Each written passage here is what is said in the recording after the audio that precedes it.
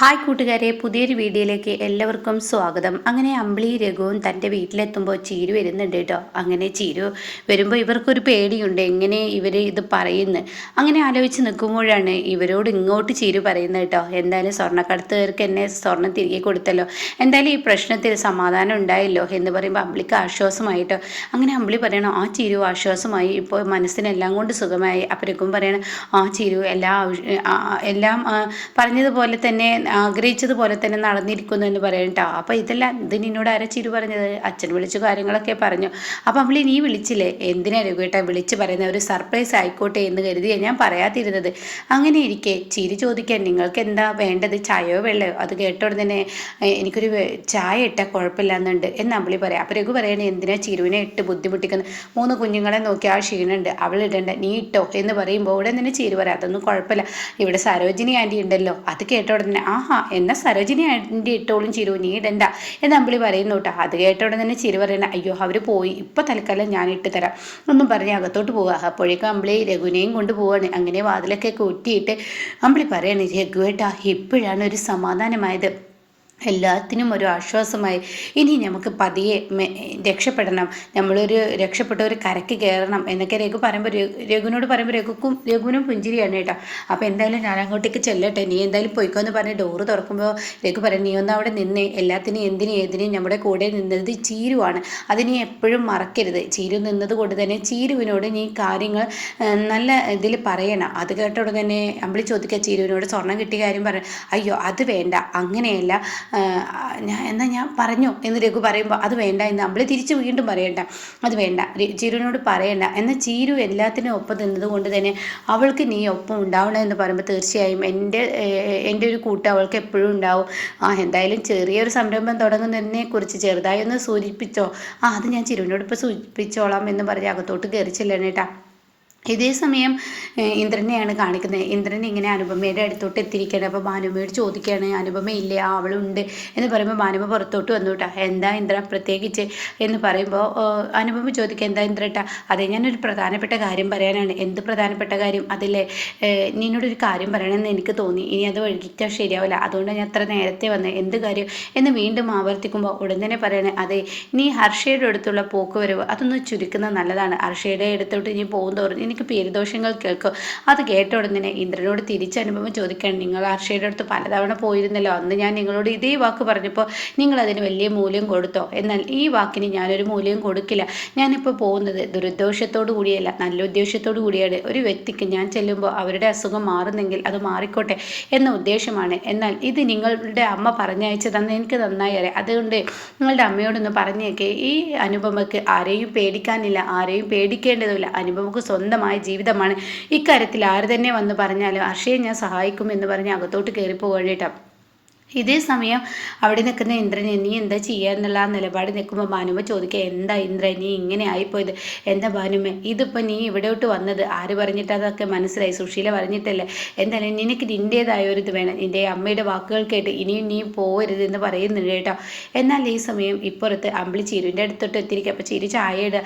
അല്ല ചീരു എന്നൊക്കെ ചോദിക്കുമ്പോൾ, അമ്പിളി ചേച്ചി എന്തായാലും ഇപ്പോൾ എല്ലാം കൊണ്ടും മനസ്സമാധാനം, എല്ലാം കൊണ്ടും നല്ല മനസ്സമാധാനം ഇപ്പോൾ കിട്ടുന്നത്. ആ സ്വർണ്ണം അത് തിരികെ കൊടുത്തപ്പോൾ മനസ്സിന് സമാധാനമായി. അച്ഛൻ എപ്പോഴും പറയാറില്ലേ, അന്യൻ്റെ മുതൽ ആഗ്രഹിക്കരുതെന്ന്. അത് ശരിയാണ്, അന്യൻ്റെ മുതൽ കൈവെക്കുമ്പോൾ കൈക്കൊരു പൊള്ളലാണ്. എന്നാൽ അത് അവർക്ക് തിരികെ കൊടുക്കുമ്പോൾ യാതൊരുവിധ ടെൻഷനുമില്ല. ഇപ്പം എന്തൊരു സമാധാനമാണ്. എന്തൊക്കെ ഇങ്ങനെ പറഞ്ഞ് തട്ടുമുട്ട് വാക്കുകൾ വിശ്വസിപ്പിക്കുന്ന രീതിയിൽ ഇങ്ങനെ സംസാരിക്കുന്നുണ്ട് കേട്ടോ. ഇതേ സമയം അല്ല ചീരു, എന്തായാലും ചായ ഇട്ടോ? ചായ ഇട്ടോ, എന്താ അങ്ങ് തായ എന്നൊക്കെ ഇങ്ങനെ പറയുമ്പോൾ ഇവിടെ തന്നെ ചീര് പറയണേ, ഇനി എന്തായാലും എനിക്കൊരു വരുമാനം നോക്കണം.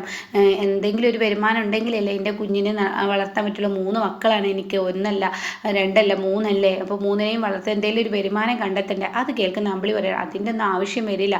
അതെന്താ അമ്പിളി ചേച്ചി അങ്ങനെ പറഞ്ഞ്? സ്വർണം കൊടുത്തപ്പോൾ അവർ കമ്മീഷൻ എന്തെങ്കിലും തന്നു? അയ്യോയ്യോ, അവർ കമ്മീഷനൊന്നും തന്നില്ല. പക്ഷേ അതിനൊന്നും ആവശ്യമില്ല. രഘുവേട്ടൻ്റെ കൂടെ ഉണ്ടായിരുന്ന കുറേ ഗുണ്ടകൾ ഉണ്ടായിരുന്നല്ലോ, അവരൊക്കെ ഇപ്പം നല്ല ലെവലിൽ എത്തിയിട്ടുണ്ട്, അവരെയൊക്കെ ഒന്ന് സഹായം ചോദിച്ച് ചെല്ലണമെന്നാണ് രഘുവിൻ്റെ പറയുന്നത്. സ്വന്തമായ ഒരു ബിസിനസ്സൊക്കെ തുടങ്ങണം.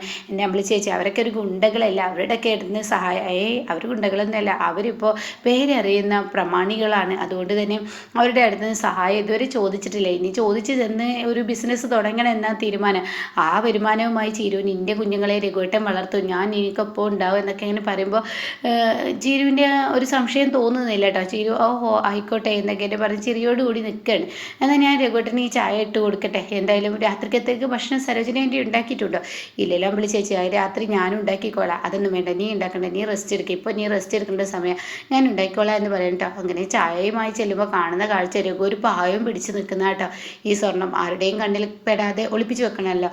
അങ്ങനെ ഈ പാവ കണ്ടോടെ തന്നെ ഉടൻ തന്നെ അമ്പിളി ചോദിക്കരുത്, എന്താ പാവയും പിടിച്ച് നിൽക്കുന്നത്? എടി ആ സ്വർണ്ണം എടുത്തേ, നീ കുത്തിയിട്ട അതിൽ എന്തിനാ?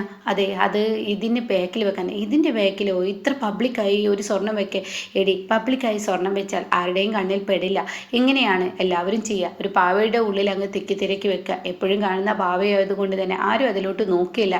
അപ്പോൾ അതവിടെ ഇരുന്നോട്ടെ, എന്തായാലും നീ എടുത്തേ എന്നും പറഞ്ഞ് ഇതിലോട്ട് എങ്ങനെ വെക്കാൻ? അതൊക്കെയുണ്ട്, ഇതിൻ്റെ ബാക്കിലൊരു ഷിബുണ്ട്, അത് തുറന്ന് ഇതിലോട്ട് അങ്ങ് കുത്തിത്തിരിക്കുക, ഇതുപോലെ വെക്കുക. അപ്പോഴേക്കും അമ്പിളി സ്വർണ്ണമൊക്കെ കൊടുത്തു കേട്ടോ.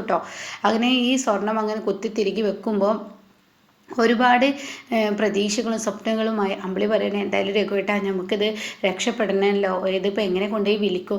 എടി നീ വിചാരിക്കുന്നത് പോലെ ഇത് എങ്ങനെ വിറ്റാലും സ്വർണ്ണക്കടത്തുകാരൻ നമ്മളെ പിടിക്കും, അത് പറ്റത്തില്ല. അപ്പോൾ അതിന് ഇത് ആദ്യം ഉരിക്കാൻ എങ്ങനെ രഘുവേട്ടാ? ഉരിക്കാൻ നമുക്കൊരു തട്ടാനെ, നമ്മുടെ ഇതിലുള്ള തട്ടാനെ കുറച്ച് ക്യാഷ് കൊടുത്തിട്ടാണെങ്കിലും ഒരുക്കിയെടുക്കണം. എന്താ ഈ പറയുന്ന രഘുവേട്ടാ? അതൊന്നും നടക്കത്തില്ല. അതൊക്കെ നടക്കൂടി, അങ്ങനെയൊക്കെ തന്നെ കാര്യങ്ങൾ ചെയ്യുക. അപ്പോൾ എന്ത് ബിസിനസ്സാണ് രഘുവേട്ട ചെയ്യുക?